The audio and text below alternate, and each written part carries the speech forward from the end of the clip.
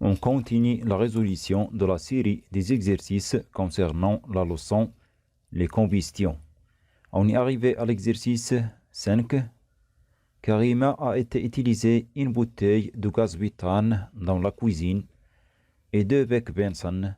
Elle a observé que lorsqu'elle met une casserole sur le bec Bunsen 1, elle observe un dépôt noir qui se dépose sur la casserole.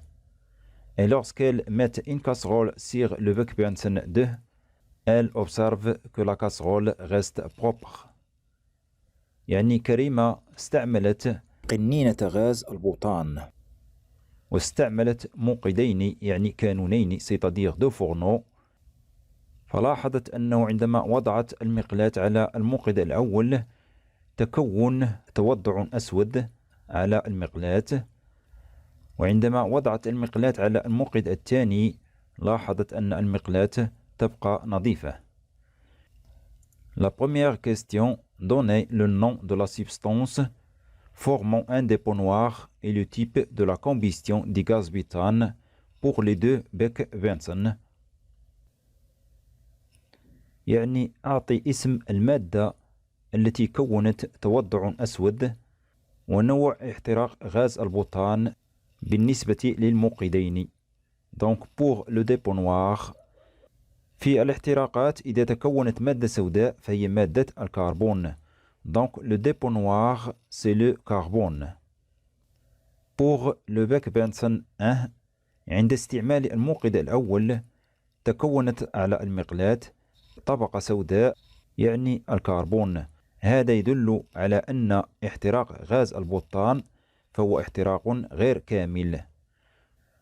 Donc pour le bec Bunsen 1، le type de la combustion est incomplète.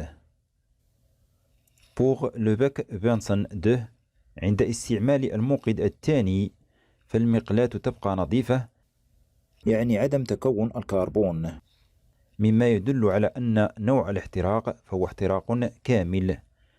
Donc pour le bec Bunsen 2، le type de la combustion est complète. La question numéro 2. Écrire le bilan latéral pour le bec Bunsen 1. Dans le bec Bunsen 1, il se produit une combustion incomplète du gaz butane. Donc pour écrire le bilan latéral, on écrit les réactifs à gauche et les produits à droite et on les relie par une flèche indiquant le sens de la transformation chimique. Les réactifs, on a le gaz butane et le dioxygène. Et pour une combustion incomplète, les produits sont le carbone, l'eau, le dioxyde de carbone et un gaz toxique, c'est le monoxyde de carbone. Et on écrit donc le butane plus dioxygène, flèche, carbone plus l'eau plus dioxyde de carbone plus monoxyde de carbone. Plus signifie réagit et flèche signifie donne. On passe à la question numéro 3. Proposer une solution pour éviter la formation d'un dépôt noir. Pour éviter la formation d'un dépôt noir, il faut que la combustion soit complète. C'est-à-dire il faut que la quantité d'air soit largement suffisante. Donc la solution, c'est qu'il faut soigner la vérole de l'air du bec Bunsen. On passe à l'exercice numéro 6. La combustion du propane donne 2 produits qu'on a prouvés par le produit A. Billets se forment sur les parois du type ASA. Le produit B trouble l'eau de chaud. يعني احتراق البروبان أعطى ناتجين برهنا على وجودهما بما يلي. الناتج A عبارة على ندى تكون على جوانب أنبوب اختبار، والناتج B عكر ماء الجير. Donc la première question, identifier les produits de cette combustion. يعني تعرف على نواتج هذا الاحتراق. Pour le produit A, puisqu'on a formation de la buée sur les parois du type ASA, ceci prouve que le produit A et l'eau.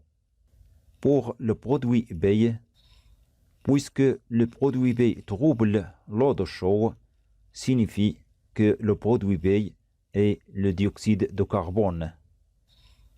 Pour la question petit 2, la combustion est-elle complète ou incomplète? Justifiez la réponse. يعني هل الاحتراق كامل أم غير كامل؟ علل الجواب. بما أن نواتج هذا الاحتراق هما الماء وثنائي أكسيد الكربون، فإن نوع هذا الاحتراق فهو احتراق كامل. Et on écrit: puisque les produits de la combustion des propanes sont le dioxyde de carbone et l'eau, on dit que cette combustion est complète. La question numéro 3. Comment est-elle la quantité de l'air? On sait que si la quantité de l'air est insuffisante, on aura une combustion incomplète. Alors que si la quantité de l'air est largement suffisante, on aura une combustion complète. Et puisqu'on a une combustion complète, donc la quantité de l'air est suffisante. Donc, puisqu'on a une combustion complète, donc la quantité de l'air est suffisante. La question numéro 4. Quels sont les réactifs de cette combustion? Les réactifs signifient les corps qu'on a avant la combustion. Donc, les réactifs sont le propane et le dioxygène. La question numéro 5. Quels sont les produits de cette combustion? Les produits signifient les corps obtenus après la combustion. Et on a déjà l'identifié. Donc, les produits sont le dioxyde de carbone et l'eau. La question numéro 6.